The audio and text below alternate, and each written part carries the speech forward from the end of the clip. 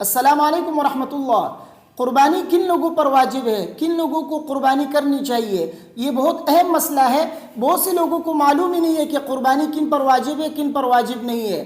آپ بہت سے لوگوں کو دیکھتے ہوں گے مالدار ہوتے ہیں لیکن قربانی نہیں کرتے۔ وہ یہ سمجھتے ہیں کہ قربانی میرے اوپر واجب ہی نہیں ہے، میرے ماں باپ کے اوپر ہے، میرے اوپر نہیں ہے، حالانکہ ان کے اوپر قربانی واجب ہوتی ہے۔ اس لیے اس ویڈیو کو آخر تک سنیے، غور سے سنیے، اور اپنے دوستوں کے ساتھ اس ویڈیو کو لازمی شیئر کیجیے تاکہ ان کو بھی معلوم ہو جائے کہ ان کے اوپر قربانی ہے یا نہیں ہے۔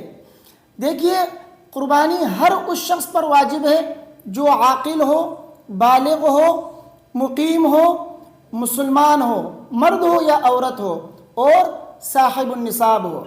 یہ 5 شرائط جس شخص کے اندر بھی پائی جائے نا، اس کے اوپر قربانی واجب ہے، اس کے اوپر ایک حصہ قربانی کرنا لازم ہے۔ عاقل ہو یعنی عقل مند ہو، اگر کم عقل ہے تو اس کے اوپر قربانی واجب نہیں ہے۔ بالغ ہونا چاہیے، اگر نابالغ ہے اس کے اوپر قربانی واجب نہیں ہے۔ اسی طرح مقیم ہونا چاہیے، اگر مسافر ہے اس کے اوپر بھی قربانی واجب نہیں ہے۔ اگر اپنی طرف سے قربانی کرتا ہے مسافر، قربانی تو ادا ہو جائے گی، قربانی کا ثواب اس کو ملے گا، لیکن واجب نہیں ہے اس کے اوپر۔ اسی طرح مسلمان ہونا چاہیے، خواہ مرد ہو یا عورت ہو لیکن ہو مسلمان۔ کافر کے اوپر قربانی واجب نہیں ہے، کیونکہ قربانی ایک عبادت ہے۔ مسلمان عبادت کرے گا تو اس کو ثواب ملے گا، تو کافر کے اوپر قربانی واجب نہیں ہے۔ اور نمبر 5، قربانی واجب ہونے کے لیے صاحب النصاب ہونا ضروری ہے، کہ صاحب النصاب ہو۔ غرض ہے کہ ان 5 چیزوں میں سے اگر ایک بھی شرط اس میں نہ پائی جائے اس کے اوپر قربانی واجب نہیں ہے۔ تو یہ 5 شرائط جس شخص کے اندر موجود ہو اس کے اوپر قربانی کرنا لازم ہے۔ اب آپ کہیں گے کہ باقی شرائط تو سمجھ میں آ گئی، لیکن یہ صاحب النصاب ہونا یہ کیا ہے؟ دیکھیے، صاحب النصاب ہونے کا مطلب یہ ہے کہ اگر کسی شخص کے پاس صرف سونا ہے تو 7.5 تولہ سونا ہونا چاہیے، تو تب جا کے اس کے اوپر قربانی واجب ہوگی۔ اسی طرح اگر صرف چاندی ہے اس کے پاس تو 52.5 تولہ چاندی اس کے پاس ہونا چاہیے، تب جا کے جو ہے اس کے اوپر قربانی واجب ہوگی۔ اسی طرح اگر ان دونوں میں سے کوئی بھی چیز نہیں ہے، رقم ہے اس کے پاس، پیسے ہیں، تو یہ رقم جو ہے 52.5 تولہ چاندی کی قیمت کے برابر اگر یہ رقم پہنچتی ہو تو اس کے اوپر قربانی واجب ہوگی، اگر اس سے کم ہے تو اس کے اوپر قربانی واجب نہیں ہے۔ اب آپ کہیں گے کہ 52.5 تولہ چاندی کی رقم جو ہے کتنی ہوتی ہے، اس کی قیمت کتنی ہے؟ تو آج کل مارکیٹ کے حساب سے میرے خیال میں 1,37,000 روپے تک جو ہے اس کی قیمت پہنچتی ہے، کیونکہ چاندی کی قیمت دن بدن اوپر نیچے ہوتی رہتی ہے، تو لگ بھگ یہی 1,37,000-38,000 تک پہنچتی ہوگی۔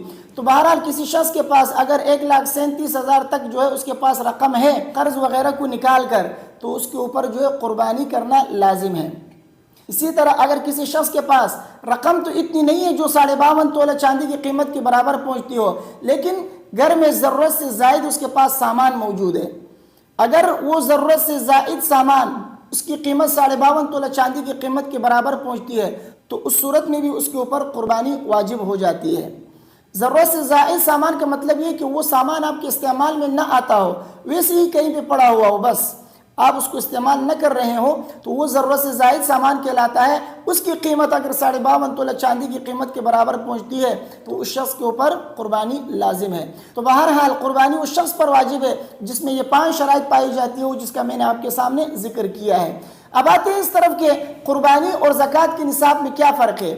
دیکھیے، زکوٰۃ صرف اس مال پر واجب ہوتا ہے جو بڑھتا رہتا ہو، جیسے کہ مال تجارت، مویشی، سونا چاندی، نقدی رقم، یہ چیزیں چونکہ بڑھتی رہتی ہے تو اس وجہ سے ان کے اوپر زکوٰۃ واجب ہے۔